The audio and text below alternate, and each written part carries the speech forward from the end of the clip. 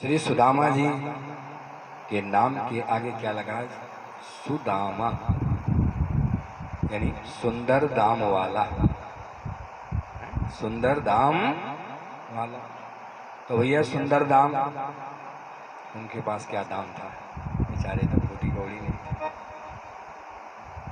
कितनी गरीबी थी,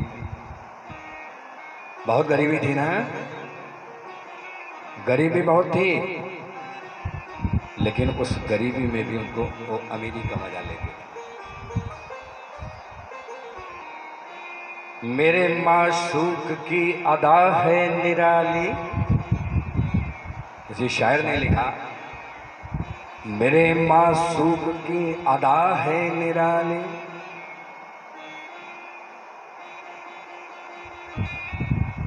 ओ गिराता बहुत है उठाने से पहले, मेरे मासूक की अदा है निराली, वो गिराता बहुत है उठाने से पहले। गरीबी, परेशानियां, दुख, तनाव, जीवन में ये जो सब है ना, ये भी प्रभु की कृपा ही है। जब आप इस दृष्टि से आप इसको देखेंगे तो आपको लगेगा कि ये सब प्रभु की कृपा ही है, नहीं तो हम कहां से कहां चले गए। और देखो दूसरी बात, जीवन में सुख और दुख, इन दोनों का आना स्वाभाविक। आज सुख है तो कल दुख होगा, दुख है तो फिर सुख होगा। लेकिन उनमें भी व्यक्ति आनंदी जीवन जी सकता है, केवल दृष्टिकोण बदल लो बस। किसी शायर ने लिखा है, सुख न सहचर है लुटेरा भी हुआ करता है, सुख न सहचर है लुटेरा भी हुआ करता है, और खुशी में गम का बसेरा भी हुआ करता है, खुशी में गम का बसेरा भी हुआ करता है। और अपनी किस्मत की और स्याही को कोसने वाले, और चांद के साथ अंधेरा भी हुआ करता है, चांद के साथ अंधेरा भी हुआ करता है। श्री सुदामा जी के जीवन में बहुत आनंद था, आनंद की वर्षा हो रही थी, क्योंकि जीवन में एक चीज थी जो आ जाता है तो आनंद आ जाता। वो क्या है? वो है संतोष। जाहि विधि राखे राम ताहि विधि रही। इसका मतलब ये नहीं कि घर बैठ जाओ, अजगर करे न चाकरी, पंछी करे न काम, दास मलुका कह गए सबके दाता। नहीं नहीं, अंतिम शिखर तक पुरुषार्थ करो, अपने जीवन को ऊंचा उठाने का अंतिम शिखर तक परिश्रम करो, और तब भगवान से प्रार्थना करा, अब सहायता की जरूरत है प्रभु, और देख लेना उस समय प्रभु की सहायता कैसे आपको प्राप्त हो जाए। भगवान कहता है पहले खुद तो पुरुषार्थ करो, खुद तो मेहनत करो, तो अपने जीवन में वो साधना के क्षेत्र में ऐसे शिखर पर चढ़ गए थे। अभी बताता हूँ कितने शिखर पर थे, इतने ऊंचे शिखर पर बैठे हैं, इसलिए उनके जीवन में संतोष आ गया। जब आवे संतोष धन तो सब धरि धूरी समान। तो भैया संतोष का धन ऐसा आ गया है ना, दोनों संसार में और किसी धन की जरूरत। तो ये धन सुदामा, सुंदर दाम वाला, तो कौन सा धन है उनके पास? संतोष का, परम संतोषी।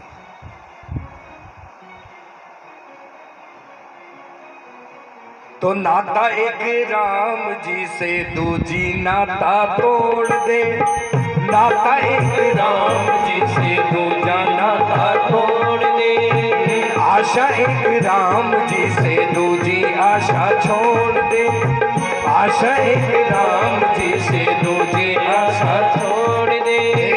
संवाद निर्विवादी राम राम कहिए, संवाद राम राम कहिए, जाहि विधि राखे राम ताहि विधि नहीं, जाहि विधि राखे राम ताहि विधि नहीं। सीताराम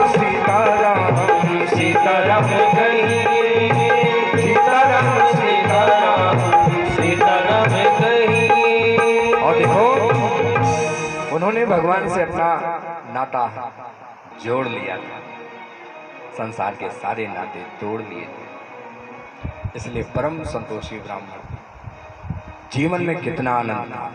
केवल एक चीज भगवान से मांगते थे, प्रभु अपना प्रेम दे देना, बस और कुछ नहीं, क्योंकि भगवान इसे सबसे कीमती धन मानते, इस जल्दी से किसी को देते नहीं। हम तो अपना प्रेम इधर उधर लुटाते रहते हैं।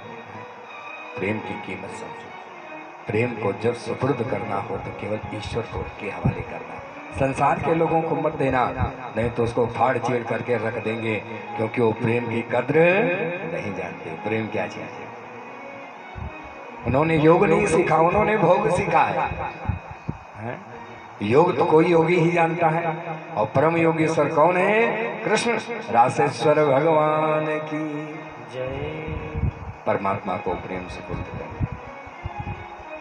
कहते हैं, मिलेंगे लोग पूछेंगे तेरा कारोबार कितना है, मिलेंगे लोग पूछेंगे तेरा व्यापार कितना है, मिलेंगे लोग पूछेंगे तेरा कारोबार कितना है, मगर एक कोई नहीं पूछता कि तेरा प्रभु से प्यार कितना है। मिलेंगे लोग पूछेंगे तेरा व्यापार कितना है, मिलेंगे लोग पूछेंगे तेरा कारोबार कितना है। तो भैया मगर कोई नहीं पूछता कि तेरा प्रभु से प्यार है।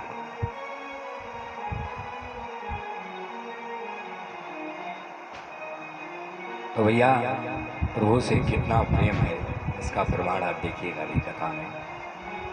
इनके बारे में इस श्लोक लिखा है, क्या लिखा? कृष्ण स्यासीत सखा कश्चित ब्राह्मणो ब्रह्मवित्तमा अविरक्त इंद्रियार्थेषु प्रशांतात्मा जितेन्द्रियः।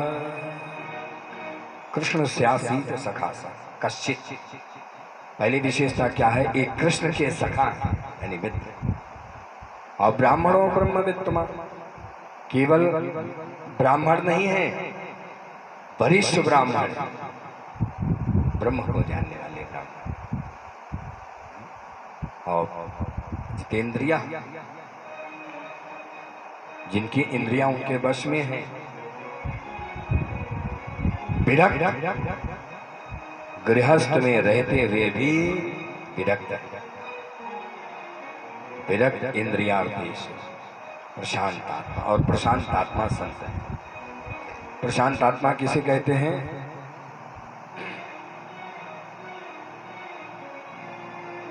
प्रशांत आत्मा संत कौन है? प्रशांत आत्मा संत उसे कहा जाता है,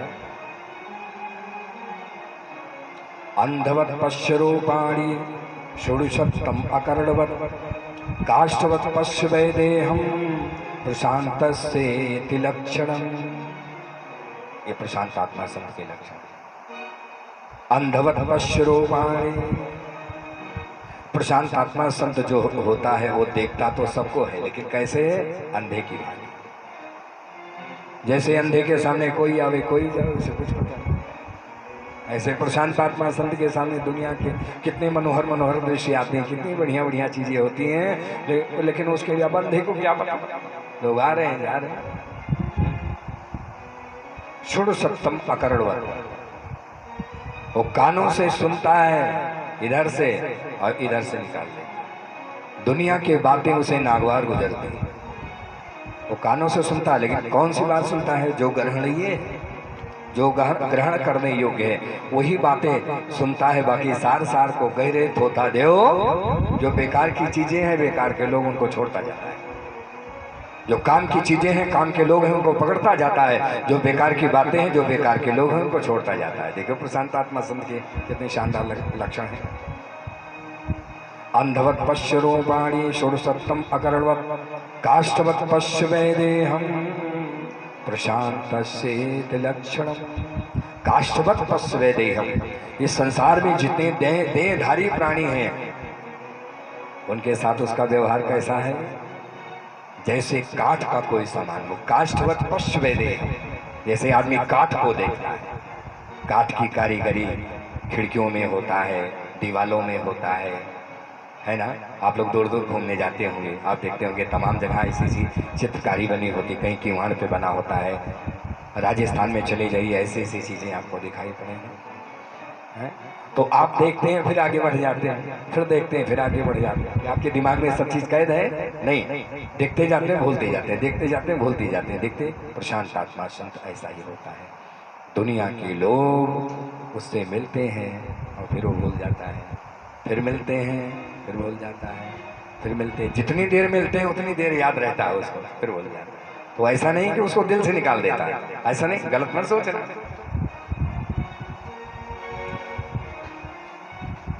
उसके लिए सभी देहधारी प्राणी जो है वो काष्ठ के समान है। फिर देखिए जिसमें चेतना नहीं है, क्योंकि अगर वो चेतना देखेगा तब तो फिर उसके अंदर आसक्ति आ जाएगी। और प्रशांत आत्मा संत जो होता है वो आसक्ति से, कोई उसे माला पहना दे, कोई उसे सम्मान दे दे, कोई उससे मिलने चला आए वाह वाह, और कोई नहीं मिलने आए तो बहुत बड़ी वाह वाह, कोई उसको बहुत बढ़िया चीज खिला दे तो वाह वाह, और कोई कुछ ना खिलावे तो सबसे बड़ी वाह वाह। तो ये है प्रशांत आत्मा संत कि चाहे विधि राखे राम ताही विधि, एकदम मस्त रहता है। मस्त राम मस्ती में तो आग लग जाए बस्ती में, वो आनंद रहता। जो आनंद संत और फकीर करे, और जो आनंद नाही नमीरी में, जो आनंद संत फकीर करे। अरे उपकार करे और चुप रहे, चाहे और धूप मिले चाहे छाँव मिले, चाहे धूप मिले चाहे छाँव मिले। अरे सत्कार करे और चुप रहे, चाहे धूप मिले चाहे छाँव मिले, चाहे धूप मिले चाहे छाँव मिले। और जो आनंद संत फकीर करे, और आनंद नाही और जागीरी में, जो आनंद संत फकीर करे। सिकंदर एक संत से मिलने आए भारत में, कहा मैं आपको कुछ देना चाहता हूँ। संत ने कहा मेरे सामने जो धूप आ रही इसको छोड़ दो। शर्म से गड़ गए। यूनान से आया था, कुछ देना अहंकारी था ना, वो भारत को जीतना चाहता था।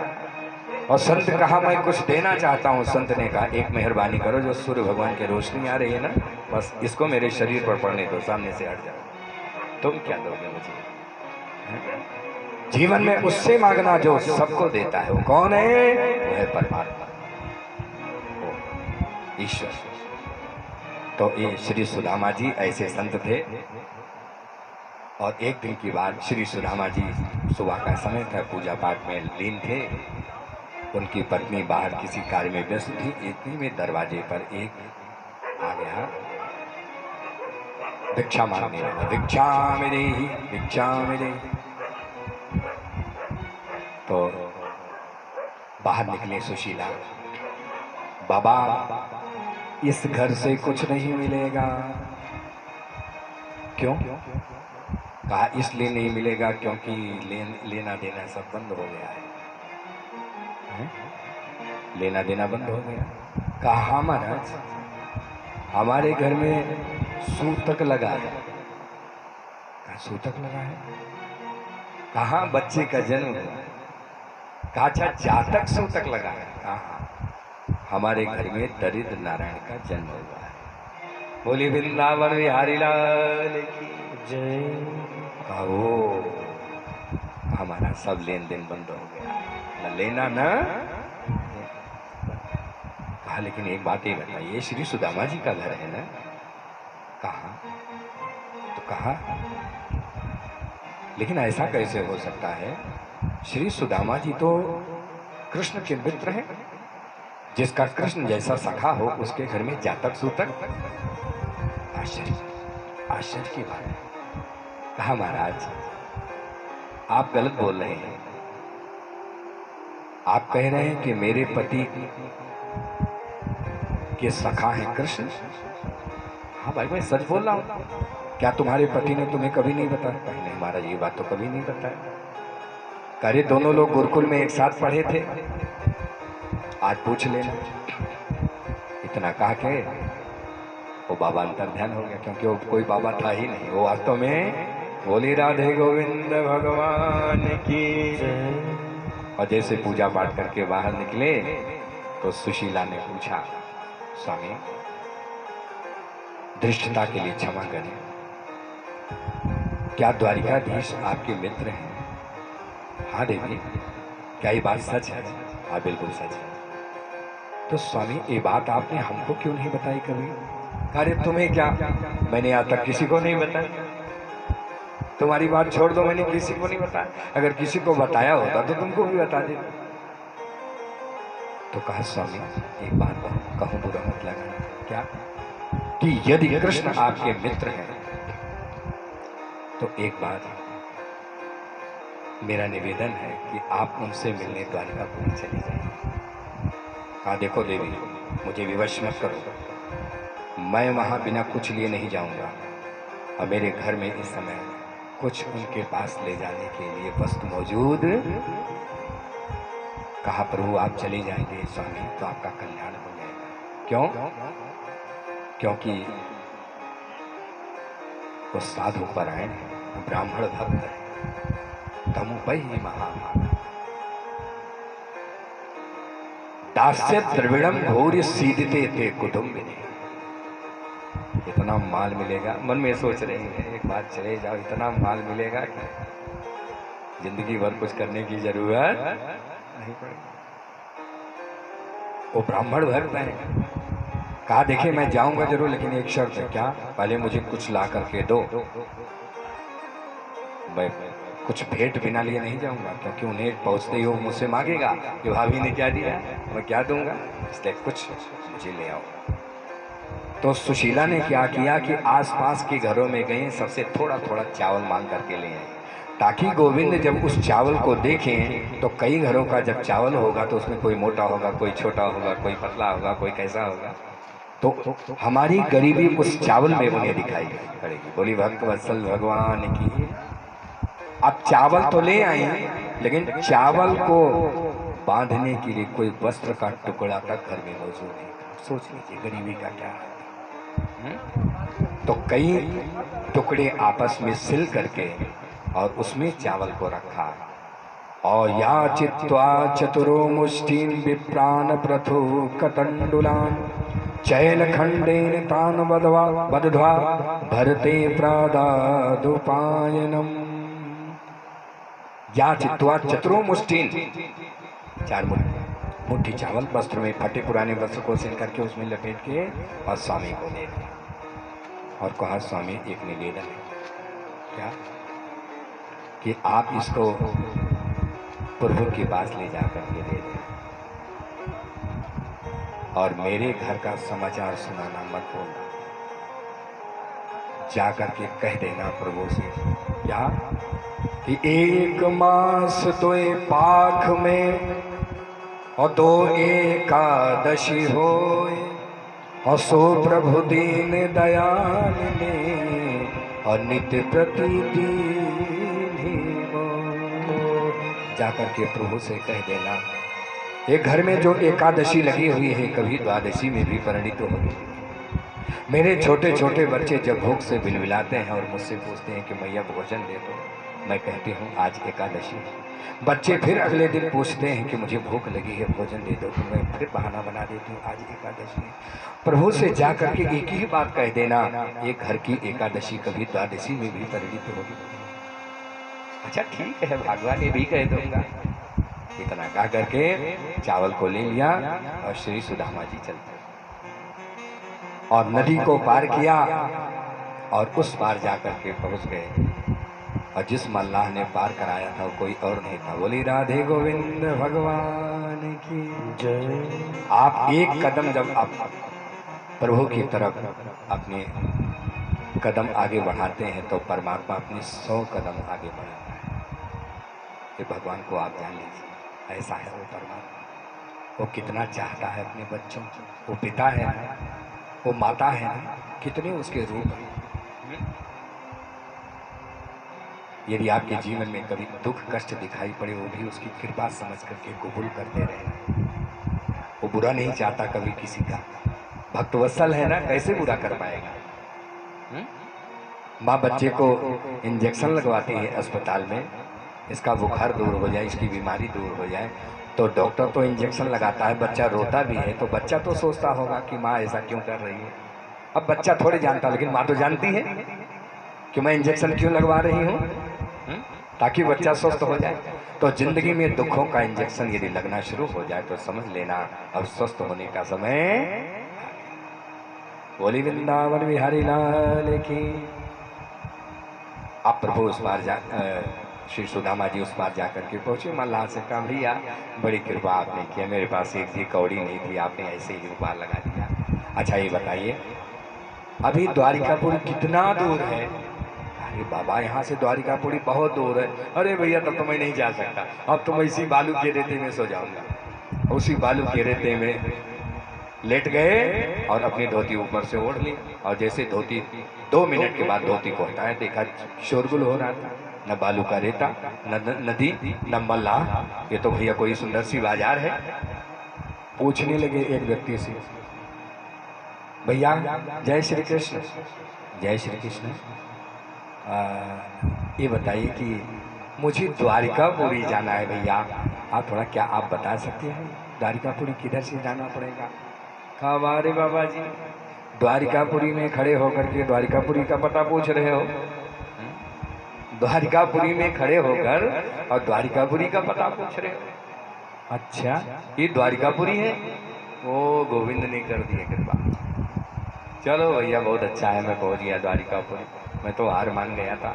अच्छा ये बताओ अगर ये द्वारिकापुरी है तो ये बताओ यहाँ वो मेरे कन्हैया कहाँ है। अब देखो ये कन्हैया कौन है। यहाँ घर भर में 2-4 कन्हैया है, ये द्वारिकापुरी में कहाँ कन्हैया है।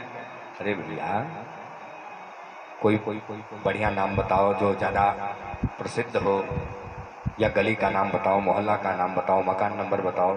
अब गोमती नगर में ऐसे किसी को ढूंढते रहोगे तो कहाँ मिल जाएगा। इतना बड़ा गोमती नगर है, बोलो मिल जाएगा क्या बिना पता के। तो भैया ऐसे बिना पता के कैसे। कहा भैया पता तो मुझे नहीं मालूम। कहा बाबा तो कन्हैया को कहाँ ढूंढे। कहा देखो उसका एक नाम और है। क्या। कहा उसका नाम है कृष्णचंद्र। कहा कृष्णचंद्र। अरे आप होश में तो है बाबा, ये तो आप हमारे राजाधिराज का नाम ले रहे हैं। ले जरा प्रेम से लीजिए। श्री श्री 1008 भक्त वत्सल परम कृपालु श्री कृष्णचंद्र जी महाराज। कुछ अच्छा संबोधन लगा करके बोलिए। कहा बोली वृंदावन बिहारी लाल की जय। अरे भैया तेना तो बड़ा लंबा चौड़ा नाम बता दिया। लंबा चौड़ा हम तो उसको कनुआ कनुआ बोलते थे हम लोग, और यहाँ तो कृष्णचंद्र बन गया। चलो ठीक है भैया आप एक काम करो हमें वहाँ पहुँचा दो। कहा तो आपको देखिए भगवान तो 7 ड्योढ़ी पार करके अंदर में रहते हैं अंतापुर में। चलिए ठीक है दरवाजे तक पहुँचा दीजिए प्रभु, मैं चला जाऊँगा। ले जाकर पहली ड्योढ़ी पर पहुँचा दिया। द्वारपाल लोग साथ खड़े थे। द्वारपालों से कहा द्वारपालों आप मेरा संदेश ले जाकर के पहुँचा दीजिए द्वारकाधीश को, और कह दीजिए कि सुदामा आए। बड़े दिन हुए बिछड़े सखा से, ओ द्वारपाल मिलने दो। बड़े दिन हुए बिछड़े सखा से, ओ द्वारपाल मिलने दो। बड़े दिन हुए बिछड़े सखा से, ओ द्वारपाल मिलने दो। नहीं देखा है उसको अभी तो गले मिलने दो, बड़े परसों से उसको अभी तो गले मिलने दो। एक द्वारिकाधीश निहारे हैं, एक द्वारिकाधीश निहारे हैं, बचपन के वो मित्र बड़े प्यारे हैं। एक द्वारिकाधीश निहारे हैं, बचपन के वो मित्र बड़े प्यारे हैं।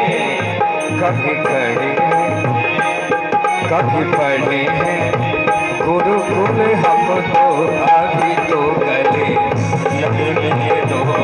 कभी पढ़े गुरुकुल हम तो अभी तो गले लगने दो। बड़े दिन हुए पिछड़े सखा से हमारे मिलने दो। बड़े दिन हुए, बड़े दिन हुए। और इस तरीके से द्वारपालों ने जाकर के भगवान को संदेश सुनाया कि प्रभु आपसे कोई ब्राह्मण मिलने आया है। तो कहा अच्छा वो कैसा है? नरोत्तम दास ने लिखा है, बड़ी सुंदर रचना नरोत्तम दास ने। कौन आया है मिलने? वो ब्राह्मण कैसा है? तो कहा शीश पगान जगह तन में और प्रभु जाने के आही बसे के हो ग्रामा। और धोती फटी सी लटी दुपटी और उपाये उपाना के नहीं सामा। और द्वार खड़े द्विज दुर्बल देखे और रहो चखी शोभा सुधा अभिरामा। और पूछत दीन दयाल को धामा और बतावत आपन नाम सुदामा। जैसे सुदामा शब्द भगवान के कान में पड़ा, प्रभु बिस्तर से उठ गए, पीताम्बरी एक तरफ गिरी, खड़ाऊ भी नहीं पहने और दौड़े दौड़े भागे भागे जा रहे हैं। सारे जितने सेवक और सैनिक हैं सब घबराए कि दरवाजे पर कोई मिलने के लिए आता है तो पहले हमें आज्ञा दी जाती है, हम संदेश लेकर के जाते हैं और हम उसको लेकर के जाते हैं। लेकिन कौन सा ऐसा व्यक्ति आ गया कि प्रभु खुद दौड़ दौड़ करके मिलने जा रहे हैं। सारे सैनिक सारे सेवक साथ में दौड़ पड़े और साथ ड्यूटी पार करके भगवान गए और श्री सुदामा जी को सामने देखा और सीने से लगा लिया और फपक करके रोने लगे। गोली श्री सुदामा जी भी रोने लगे। इस दृश्य को श्री सुदामा जी को देख करके सारी जनता स्तब्ध है और इस राजमहल का वैभव देख करके सुदामा जी बहुत चक्के हैं। गोविंद लेकर के आए, अपनी राजपीठ पर बैठाया, जिस पर बैठ करके राज्य का संचालन करते थे उस राजपीठ पर बैठाया और उनकी पादपीठ पर बैठ गए, जहाँ उनके चरण थे ना उस पादपीठ पर बैठ गए। और श्री रुक्मिणी जी से कहा कि जल लेकर के आओ, इनका पाद प्रक्षालन करना है प्राप्त। वहाँ जल लाने गई अंदर में रुक्मिणी महारानी और यहाँ भगवान ने अपनी पीताम्बरी से उनके चरणों में लगी हुई धूल को साफ करने लगे तो देखा चरणों में जगह जगह कांटे धंसे हुए। जब कांटे को निकालते हैं तो रक्त भी निकल आता है। उनका सारा का सारा पैर रक्त रंजित देख करके भगवान दुखी हुए।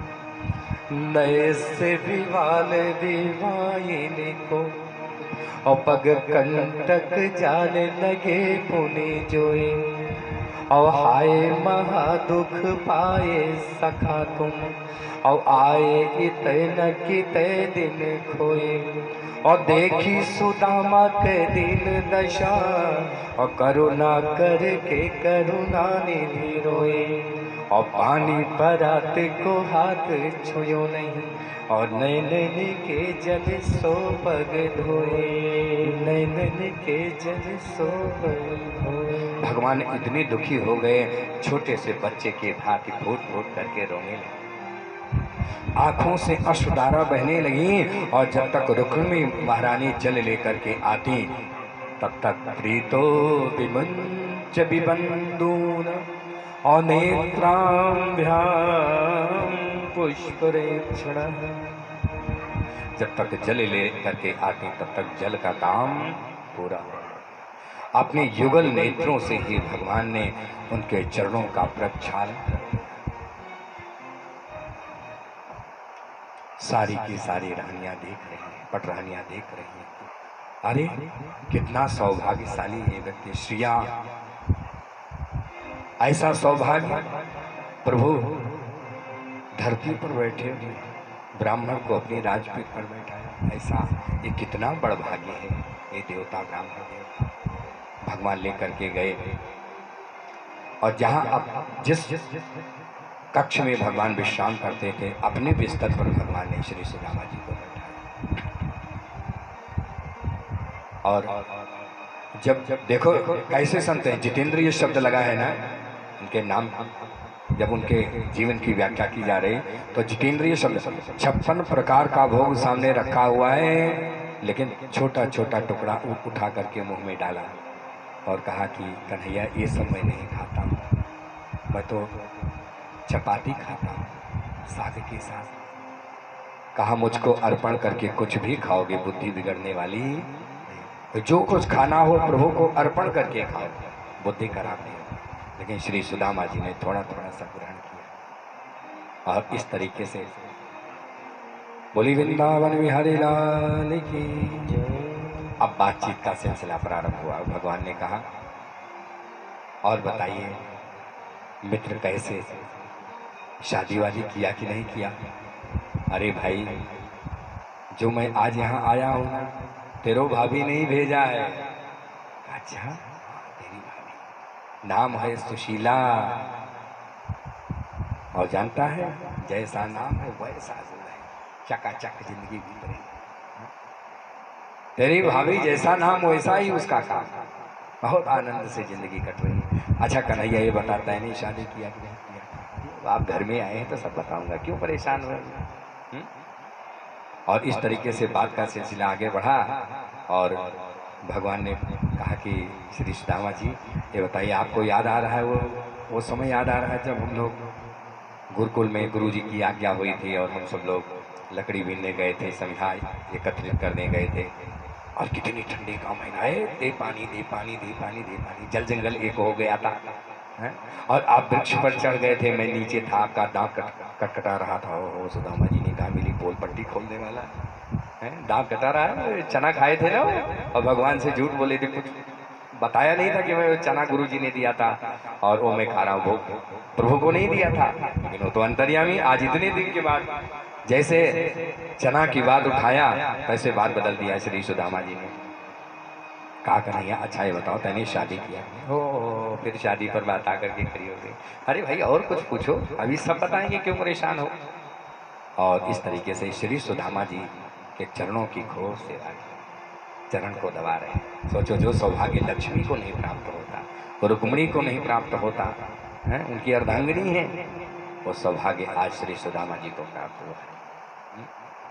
कन्हैया भगवान के श्री सुदामा जी के चरणों को जब दबा रहे हैं तो रुक्मिणी महारानी उसके सौभाग्य को सराह रहे हैं कि ब्राह्मण देवता कितना सौभाग्यशाली। और इस तरीके से उनके चरणों की सेवा किया करने के बाद फिर देखा तो बार बार श्री सुदामा जी अपने कांख को ऐसे ऐसे दबाते थे, तो भगवान को थोड़ा शक हुआ। कहा कि अरे मित्र ये तुम्हारे हाथों में क्या हुआ है? कहा अरे कुछ नहीं हाथों में हुआ, बस पोटली चमक गई, जो दवाई थी पोटली चावल वाली वो चमक गई। भगवान ने देख लिया और जैसे दृष्टि प्रभु की पड़ गई और भगवान ने एक ही झटके में चावल को खींच लिया। कहा सच सच बताओ जब घर से चलने लगे तो भाभी ने कुछ दिया है ना? तुझे देने कहा मैं दे सकता हूँ, आज तेरा कैसे कैसे दर्शन हुआ है मैं ही जानता हूँ, भला मैं तुझे कैसे दे सकता हूँ कुछ? कहा तो इसमें क्या है? और चावल खोला भगवान ने, एक मुट्ठी फाका, रुक्मिणी पास में खड़ी है, दूसरी मुट्ठी फाका और तीसरी मुट्ठी फाकना चाहते थे, बस हाथ पकड़ लिया। रुक्मिणी ने कहा इशारों इशारों में सब कुछ तो दे दिया, अब क्या सब कुछ दे करके खुद सुदामा बनना चाहते हो क्या?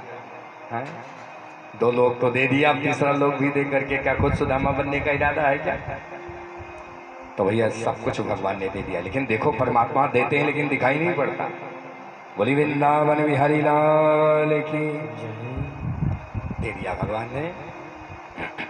और अब कहा कि ये बताओ कि मैंने शादी किया कि नहीं किया। कहा भाई देखो घर में वो सब बताऊंगा, पहले कुछ और बातचीत तो हो जाए।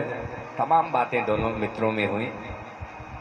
बोली आज के आनंद की और कहा ये बताओ भाभी, जब तुम चलने लगे तो भाभी ने कुछ संदेश भी दिया था।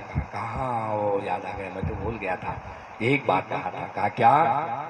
कहा था एक मास दोए पाख में और दो एकादशी होए और सो प्रभु दीन दयाल ने और नित्य प्रतिदिन। मेरे बच्चे भूख से बिलबिलाते हैं, पूछते हैं माँ भूख लगी कुछ दो, तो कहती हूँ आज एकादशी है। बस यही संदेश भेजा था। भगवान ने तुरंत उत्तर पहुंचाया। जैसे उत्तर प्रश्न आया था वैसे ही उत्तर पहुंचाया। सुदामा को कानो कान खबर नहीं हुई। अरे होली थी जो हो गई और अब नहीं ऐसी हो, और भाभी तेरे भवन में और नित्य द्वादशी। दे दिया भगवान ने जो देना था, कल्याण कर दिया। बोली वृंदावन बिहारी लाल की जय। भैया रात तो बीत गई और जब सुबह हो गया श्री सुदामा जी ने अपनी लकुट कुमरिया उठा लिया, डंडा और सब कुछ उठा लिया। कहा कन्हैया रुकूंगा नहीं, तेरी भाभी मेरा इंतजार कर रही है। अरे भाई क्यों परेशान हो, पहले हमारे परिवार में सबको आशीर्वाद तो देते जाओ, कैसे चले जाओ? बहुत बड़ा परिवार है हमारा। कहा भाई कल से तो पूछ रहा हूँ परिवार के बारे में बताओ। कहा आप बताना क्या, आप सीधे मुलाकात करा देता हूँ। आप बताना नहीं, सीधे मुलाकात कराना। बस श्री सुदामा जी को एक स्थान पर बैठाया गया। भगवान ने इशारा कर दिया, देवियों से कहा सब लोग आ जाओ, सब लोग आ जाइए। ये ब्राह्मण देवता है, बहुत पहुंची हुई ब्राह्मण है, इनके चरणों का वंदन करो, इनका आशीर्वाद ले, खूब पलती बोलती रहोगे। और रुक्मिणी महारानी ने सबसे पहले चरणों का वंदन किया। सौभाग्यवती भव पुत्रवती भव। ये कौन है? कन्हैया ने कहा वही है। ओ अच्छा, धर्मपत्नी जी का। फिर सत्यभामा आई, चरणों का वंदन किया। सौभाग्यवती भव पुत्रवती भव। ये कौन है? अब ये बार बार मत पूछो भाई, जो पैर छुए समझ लो वही है। अच्छा, तैने 2 विवाह किया है? भगवान ने कहा देखते जाओ भी। फिर जाम्बवती आ गई, फिर कालिंदी आ गई, बारी बारी से सब चरणों का वंदन करें। पुत्रवती भव, सौभाग्यवती भव, पुत्रवती भव, सौभाग्यवती भव, पुत्रवती भव। और 500 स्त्रियों को आशीर्वाद दिया। थोड़ी देर में उनका हाथ उठा। कन्हैया बता अभी कितनी है? अभी आधी भी नहीं भाई, आधी भी नहीं हुई। अरे भाई तने कितना विवाह किया है? भगवान ने कहा कुल 16,108। ओहो, ये है गोविंद के ठाट। और श्री सुदामा जी की नीचे से निकल गई खाट।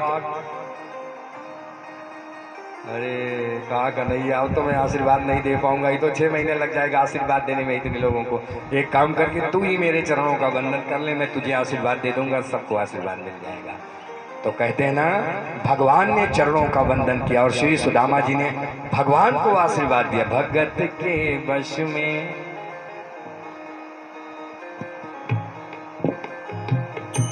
भगत के वश में है भगवान, भगत के वश में है भगवान, भगत के वश में है भगवान, भगत के वश में है भगवान। और भैया भक्तों के वश में भगवान, भक्त जो चाहता है भगवान को ही करना पड़ता। और सब भैया आशीर्वाद हो गया। और अब ना तो भगवान ने उन्हें रोका और ना कुछ दिया। श्री सुदामा जी को 7 ड्योढ़ी पार करके और थोड़ी दूर छोड़े और श्री सुदामा जी ने सोचा दे ये गोविंद तो कुछ बोल नहीं रहा, लेने देने की तो बात ही नहीं कर रहा है, चलते समय कुछ देना चाहिए, कुछ नहीं दे। अच्छा बड़े लोग जो होते हैं ना उनको याद नहीं रहता, उनको याद दिलाना पड़ता है। तो श्री सुदामा जी ने सोचा लाओ याद दिला दूँ। तो कहा कन्हैया अच्छा ये बताओ अब मैं घर जा रहा हूँ, भाभी से कुछ बात कोई संदेश तेरा हो तो बता दे। कहा बस भाभी से एक संदेश कह देना। क्या? राम राम बोल देना। कि राम राम सिया राम ये तो मैं वैसे ही बोल दूंगा, कुछ और कोई संदेश हो तो बताओ। कहा एक बात याद आ गया, क्या? जा करके भाभी से कह देना कि अब की बार आना तो अकेले मत आना, भाभी को साथ लेकर के आना। श्री सुदामा जी ने कहा बस है गई विदाई, विदाई है गई, अब कुछ नहीं मिलने वाला है। और श्री सुदामा जी वहां से चल पड़े, लेकिन रास्ते में उन्हें याद आया क्या कि क्वाहम दरिद्र पापिया क्वा कृष्ण श्रीनिकेतन ब्रह्मबंधुर्तीयस्मा बाहोभ्यां परिरंभितः। कैसे मुझे सीने से लगा ले, मुझे धन नहीं दिया प्रत्यक्ष, शायद श्री सुदामा की बुद्धि बिगड़ गई। मुझे धन नहीं दिया लेकिन सब कुछ दे दिया। आनंद पूर्वक जब अपनी सुदामापुरी पहुंचे गुजरात, क्या देखा? कुटी उटी उनकी गायब, वहां तो राजमहल खड़ा है। हाँ, गोविंद की कृपा ऐसे हो, घनश्याम है ना, घनश्याम, घन माने बादल। रात में जब बादल बरसता है तो पता नहीं चलता कितनी बारिश है, पता चलता है? दिन की बारिश तो पता चल जाती है, रात वाली नहीं पता चलती। ऐसे भगवान जब बरसता है ना, उसकी कृपा की वर्षा होती है तो दिखाई नहीं पड़ता साहब। जैसे आज श्री सुदामा जी चारों तरफ देख रहे हैं तो एक आदमी से पूछा, नौका चाका लगे हुए हैं साहब, हाथी घोड़ा साहब, पूरी व्यवस्था। द्वारपाल से पूछा, भैया ये किसका मकान है, ये किसका राजमहल है? ये श्री सुदामा जी का है। सुदामा तो वही हूँ। सोचने लगे कोई सेठ ओठ होंगे, सुदामा हटा दिए होंगे, अपना बना लिए होंगे। अच्छा भैया वो सुदामा जी है कहाँ? वो तो द्वारिकापुरी का है। कहा वो द्वारिकापुरी तो मैं ही गया था, कहीं गोविंद ने कुछ गड़बड़ तो नहीं कर दिया।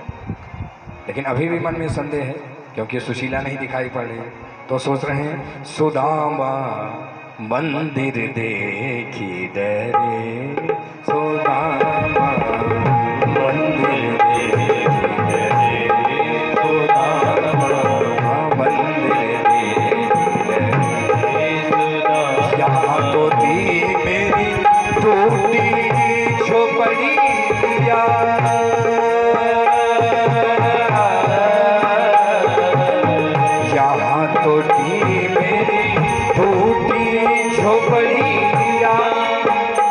आज कंचन महल खड़े सुदामा, कंचन महल खड़े सुदामा, मंदिर देखी डरे, सुदामा मंदिर देखी, सुदामा मंदिर देखी डरे।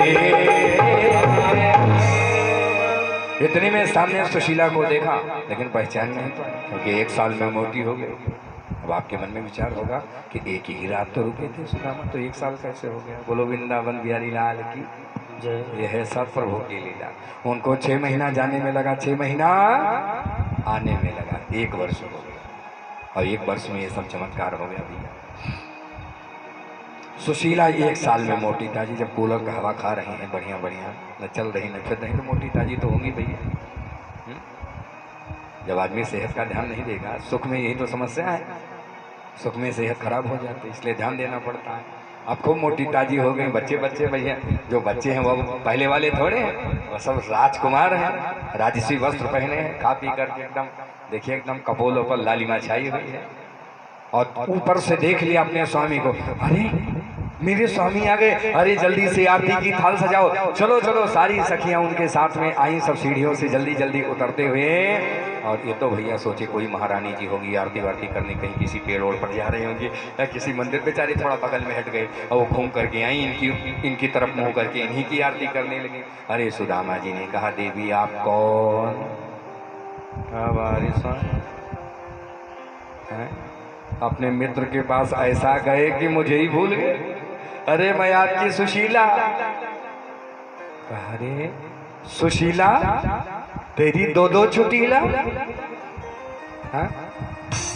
अरे इतनी सुंदर व्यवस्था। जब ये सब देखने लगे, अरे नूनम बतैतन मम दुर्भगस्य और दरिद्रस्य समृद्ध हेतु महाविभूते रवलोक तोन्यो नयोपपद्येत यदूतमसि। शाश्वत दरिद्र से समृद्ध हेतु, आज जन्म का दरिद्र आज समृद्ध हो गया। ये क्या है? प्रभु की कृपा भयौ सब काजो, प्रभु की कृपा जन्म हमारे सुभग आजो, जन्म भैया ये श्री सुदामा जी की ऊपर कृपा हो गई और उनका कल्याण हो गया। उस गृहस्थ में रहते हुए भी, राजमहल में रहते हुए भी एक विरक्त की तरीके से रहे और परिवार के साथ मिलकर गोविंद का भजन करते करते अंत में परम धाम को प्राप्त हुए। बोले श्री सुदामा जी महाराज की जय। अब यहाँ देखिए भगवान